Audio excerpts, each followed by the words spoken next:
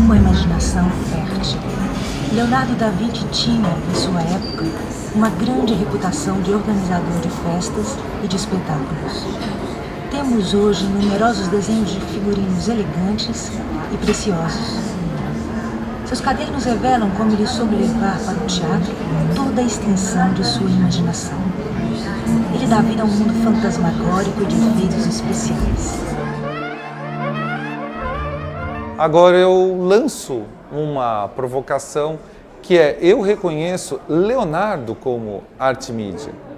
Arte mídia, no meu entendimento, ultrapassa equipamentos tecnológicos de nossa contemporaneidade. Ou seja, eu não preciso necessariamente ter computadores para fazer arte mídia. Eu posso fazer a arte mídia, no meu entendimento, com as mídias e as artes de uma determinada época. E assim o fez Leonardo. Leonardo usou o desenho, a pintura, as ferramentas, os materiais, o pensamento e o sentimento de sua época.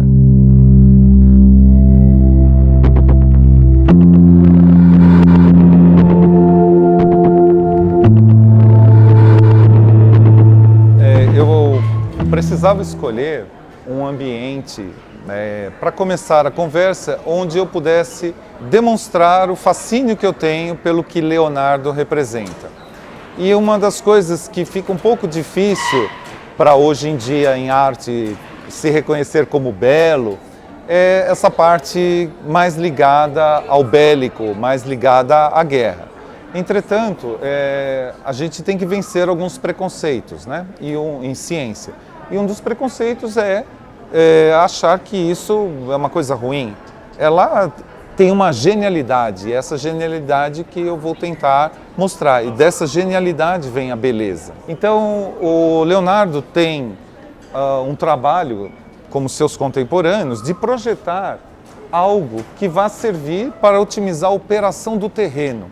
Então, dentro de uma guerra, existem os confrontos humanos, né, homem a homem, e uma outra categoria que são o uso de animais e equipamentos, né, por exemplo, o que seria a cavalaria, né, você monta em cima de um elefante, de um animal, de um burro, um cavalo, e hoje motorizados, né?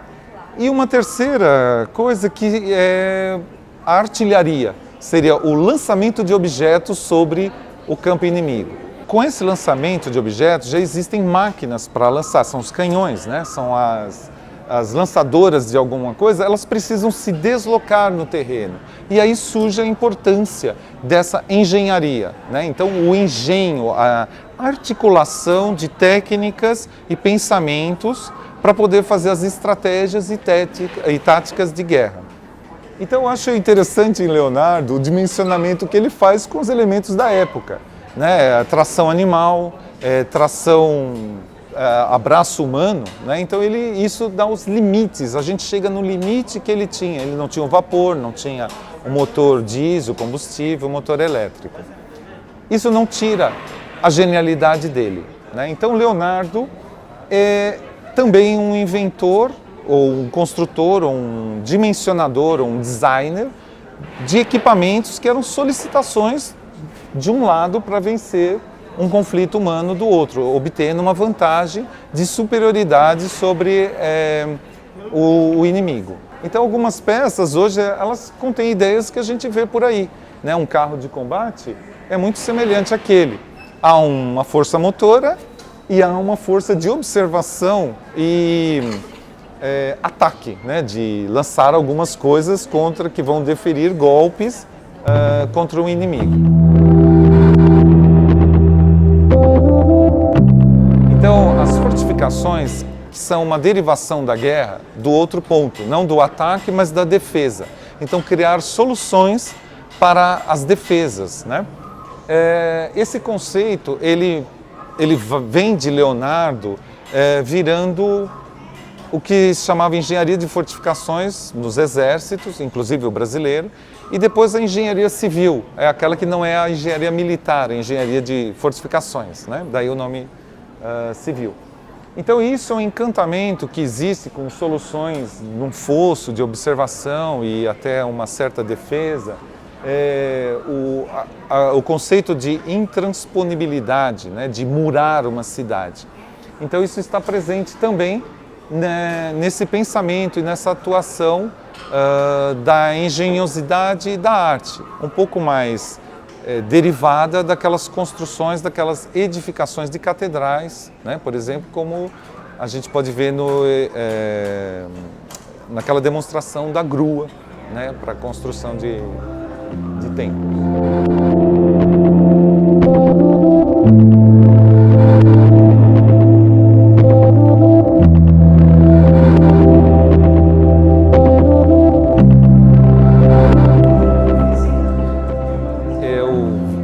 Preparei a visita de manhã com os alunos da disciplina Arte Mídia, Clipe e Game. É uma disciplina de pós-graduação oferecida a alunos de mestrado e doutorado.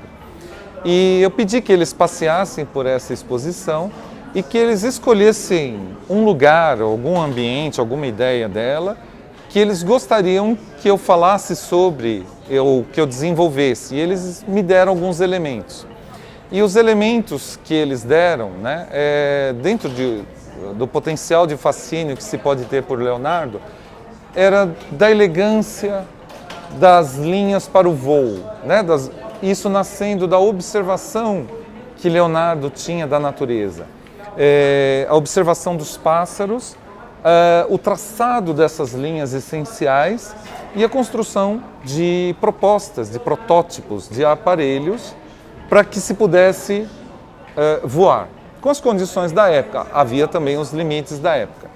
Entretanto, o que eles falaram, me ocorreu uma ideia de metáfora. Eles falaram, é o voo, é a idealização caminhando para o voo. E eu senti que o que eles queriam que eu estivesse aqui dizendo era algo disso.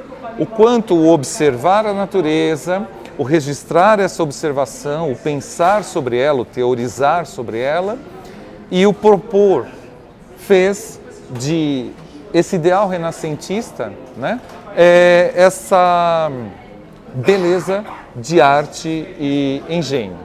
Então essa seria a manifestação poética e plástica que representaria o que eles identificaram dentro dessa exposição.